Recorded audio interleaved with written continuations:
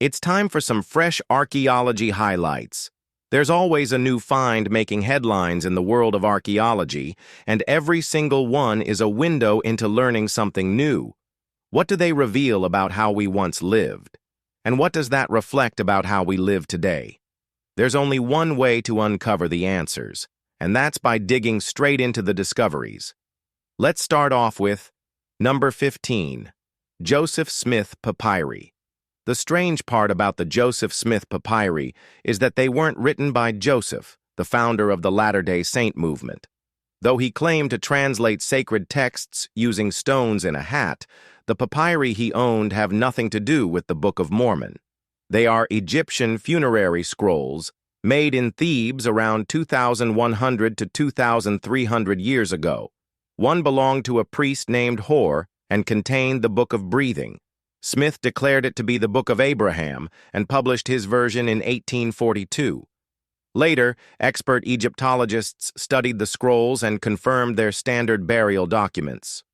Another scroll, which Smith said was the Book of Joseph, actually belonged to a man named Tasheret Min and is just another copy of the Book of the Dead. Smith's interpretations don't match the actual content at all. While the artifacts are real, his translations were fiction. What he thought they said and what they really mean are two different things. Number 14, Chachapoa, people of Peru. So little is firmly understood about the Chachapoa people that they were once dismissed as mere folklore. Described in legend as fair-skinned natives who lived in the highlands centuries ago, they were considered mythical until 2008. That year, archaeologists discovered an ancient city hidden deep within Peru's Amazon rainforest. Experts now believe it was part of this lost civilization. The city is more accurately a fortified citadel, built in a remote mountainous zone offering wide views while remaining concealed. Within the ruins, researchers uncovered murals and stone platforms likely used for grinding food or medicine. Some believe these inhabitants were the same fair-skinned, blonde-haired warriors the Spanish once described as allies against the Inca, who later died off from European diseases. How such light-skinned people lived in South America long before colonization remains a mystery. One theory claims they descended from Viking explorers, but their true origin and fate are still buried in myth and the jungle. Number 13, Neestors Cup. Since ancient times, wine has been more than just a drink. It's a ritual.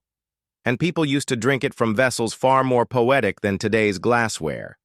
Take Neestors Cup, for example, a beautifully crafted ceramic cup found in 1954 in the town of Laco Amino on Ischia, a volcanic island near Italy. It's believed to have been created on the island of Rhodes, roughly 2,800 years ago. Etched into its side is a three-line inscription, among the earliest known examples of written Greek. It reads, "I am Neestors Cup, good for drinking. Whoever drinks from this cup will be seized by desire for the lovely crowned Aphrodite." Strangely, experts believe the inscription was added long after the cup was made. Some speculate it's a reference to the Neestors Cup described in Homer's Iliad, though there's no way to prove that. Whether poetic gag or mythic claim, the vessel remains one of the most compelling literary artifacts from the ancient world. Number 12, ancient Roman fridge in Bulgaria. At a Roman military campsite in Bulgaria back in 2023, archaeologists uncovered something most wouldn't expect, a food storage unit functioning much like a refrigerator. The find was part of a larger Roman fortress called Novae. Among lead and ceramic water pipes, researchers found a ceramic-lined container still holding drinking vessels, animal bones, and food remnants. The structure had been designed to insulate perishables, using earth, stone, and ceramic layers to keep contents cool in the Balkan heat. The wine jugs and bowls were remarkably well preserved. Romans didn't invent refrigeration as we know it, but this storage system clearly worked. It shows how Roman engineering was often practical, especially for soldiers stationed far from urban comforts. Novae was a major base along the Danube frontier, and this small discovery gives a glimpse into how soldiers lived and ate on the edge of the empire. It's not flashy, but it's a sharp reminder of the Romans' attention to survival, detail, and daily routine. Number 11. Bronze Age Underwater Village in Swiss Lake. Back in April 2021, a group of marine archaeologists dove beneath Lake Lucerne and found a sunken village. In doing so, they completely overturned the accepted history of the city of Lucerne. It had long been believed that Lucerne was founded roughly 1,000 years ago, but this submerged site proves that the area was settled at least 2,000 years earlier. The original village simply vanished beneath the waterline over time. The first clue came during the construction of an underwater pipeline, when workers spotted what looked like pile dwellings. Further investigation revealed the remains of around 30 stilt houses, along with ceramics and wooden artifacts. The discovery confirmed that a thriving Bronze Age community lived along the lake's edge. UNESCO now regards this as a key site for studying early agricultural societies in Europe. Lucerne's history didn't begin in the Middle Ages. It stretches far deeper. What was once forgotten beneath the lake has now risen again, altering everything we thought we knew. Number 10. Alien-looking insect in amber. We break from archaeology briefly for paleontology, and this strange fossil is worth it. This alien-like insect was discovered by scientists at Oregon State University. It was unlike anything seen before. Its odd appearance, a triangle-shaped head, bulging eyes, and no wings, set it apart from all other insect species. Preserved in amber from 100 million years ago, it was so different that scientists had to create an entirely new scientific order to classify it. That almost never happens. Until then, every known insect belonged to one of 31 established orders. This one didn't fit any. It was female, lived beneath tree bark, and likely fed on fungi and mites. The species has now been placed in its own group, Ethiocarinodea. It might remain the only member of that order for decades. Fossils usually fit somewhere. This one didn't. A true biological anomaly, frozen in time. It doesn't belong to the past or the present. It just is. Number 9. Oldest Roman body armor in Germany. Archaeologists in Germany recovered what's believed to be the most complete Roman battle armor of its kind ever found. The soldier wearing it had fallen roughly 2,000 years ago in a dense forest, likely during the Battle of the Teutoburg Forest in 9 A.D. He belonged to one of 3 Roman legions that were wiped out by Germanic tribes. The armor includes the cuirass, and most of it was still pretty intact. It's thought to have belonged to a high-ranking legionary, possibly someone of considerable status. The craftsmanship and detailing suggest both function and prestige. The soldier was found at the edge of what had once been a Roman battlefield, one of the empire's most catastrophic defeats. The armor's preservation after so many centuries is almost unheard of, and it's now being restored piece by piece. This rare find adds a human face and uniform to one of Rome's darkest military chapters in ancient northern Europe. Number 8.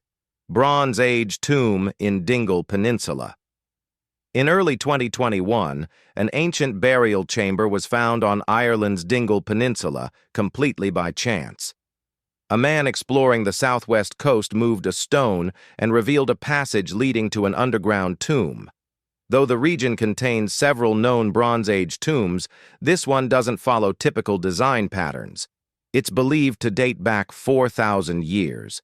Inside is a central chamber with human remains, but there's also a second chamber, a connecting passage, and an even deeper tunnel containing a rectangular stone and more bone fragments. The tomb's massive capstone would have taken enormous effort to move into place. Unlike other Bronze Age wedge tombs, which are often built above ground, this one was deliberately hidden. While its layout might provide clues, the full story remains untold. If we knew who was laid to rest here, we might know why the tomb was built so differently, but that piece of the puzzle may never be found. Number 7. Roman golden horse head. Roman history tells us the empire and Germanic tribes were constant enemies, especially after the year 9, when General Publius Quinctilius Varus lost 3 Roman legions in the Teutoburg forest. Following that defeat, the Romans supposedly never returned. But the discovery of a 2,000-year-old golden horse head in Waldgurmis changes that story. The sculpture was once part of a massive statue of Emperor Augustus that stood in the town's central forum. Yet, strangely, no Roman military base has been found nearby. Instead, remains show workshops, homes, and a marketplace, evidence of a peaceful Roman settlement. The presence of this opulent sculpture suggests the Romans had more influence here than previously thought.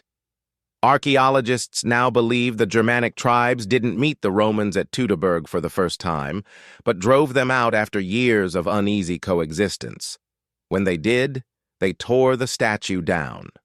The golden head is all that remains, a relic of forgotten diplomacy turned to dust. Number 6. Elhaj Omar tall sword to Senegal. Back in 2019, France returned a 19th-century sword to Senegal, a symbolic first step in addressing the wider issue of colonial-era looting. The sword belonged to Omar Seydou Tall, an Islamic scholar and military leader known for resisting French colonization in West Africa. From 1857 to 1859, he led uprisings against French forces before establishing a brief peace in 1860.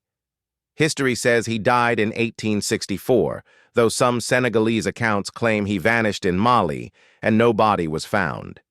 His sword was seized from his son Amadou in 1893 and remained in French hands for over a century. It's one of more than 90,000 African artifacts currently held in French museums, but its return marked an important precedent. While the rest of the items remain unreturned, the repatriation of Tall's sword sent a message: colonial plunder isn't forgotten. Number 5. House of the Telephus Relief. The House of the Telephus Relief in Pompeii is another grand residence that was buried during the eruption of Mount Vesuvius in 79 AD.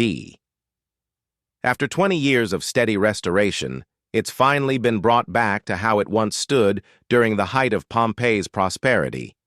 The house features a colonnaded garden complete with fountains, sculptures, and greenery. Original plumbing was replaced to restore water flow, and replicas of lost sculptures were installed to preserve the ambiance.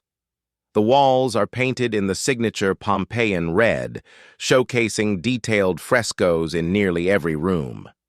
This home was once owned by one of Pompeii's wealthiest families, and it's now an immersive look into the luxury and lifestyle of Rome's elite. The restoration was a long-term effort, not just for preservation but to recreate the visual experience. Today, the House of Telephus stands as a restored window into the domestic elegance of ancient Roman nobility. Number 4. Ancient cheese. Croatia. In 2018, archaeologists analyzing Neolithic pottery from Croatia's Dalmatian coast made a surprising discovery: traces of cheese over 7,000 years old. Until then, cheese-making in the Mediterranean could only be traced back to the Bronze Age. But chemical residues inside clay containers from 2 ancient settlements revealed something older: fermented dairy products, preserved over millennia.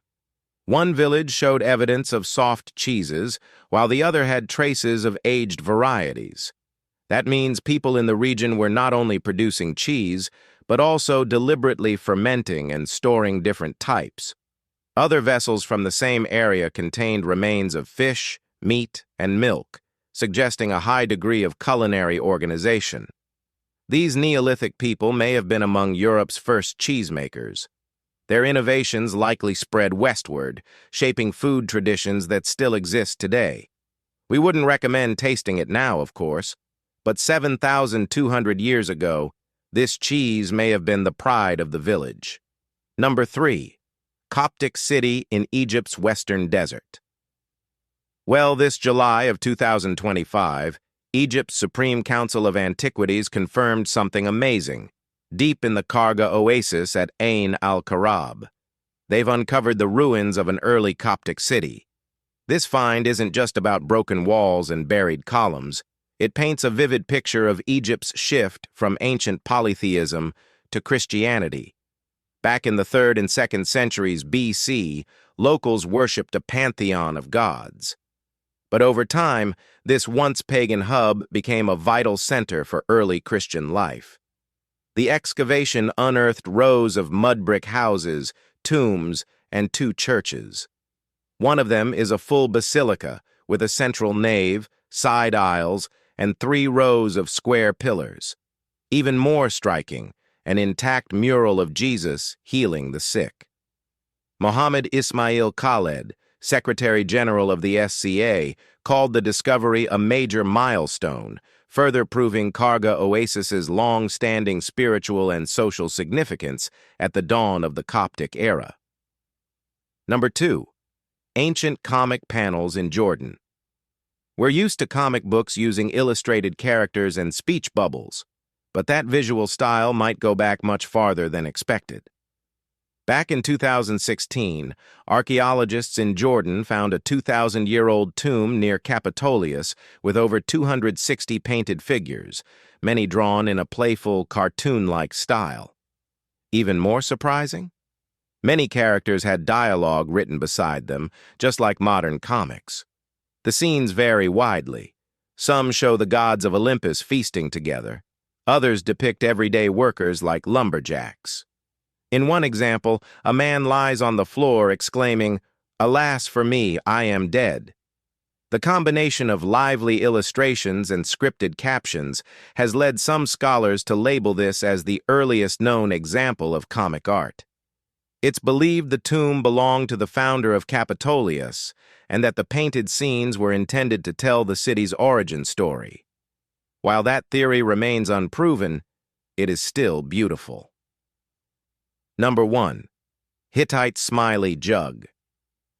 We live in a world of emojis, but the idea behind them isn't new. Humans have been using images as shorthand for thoughts and feelings for thousands of years. In 2017, archaeologists might have uncovered the world's oldest smiley face, painted onto a 3,700-year-old Hittite jug. The cheerful mark wasn't visible until the ceramic was restored that year.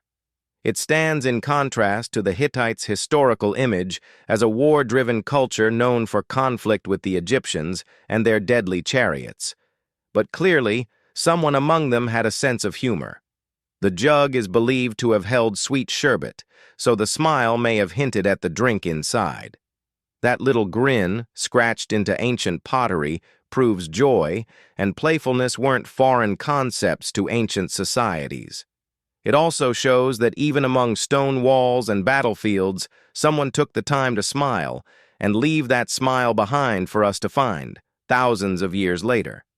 If you enjoyed this, like, share, and subscribe. Thanks for staying till the end, and we'll catch you in the next one.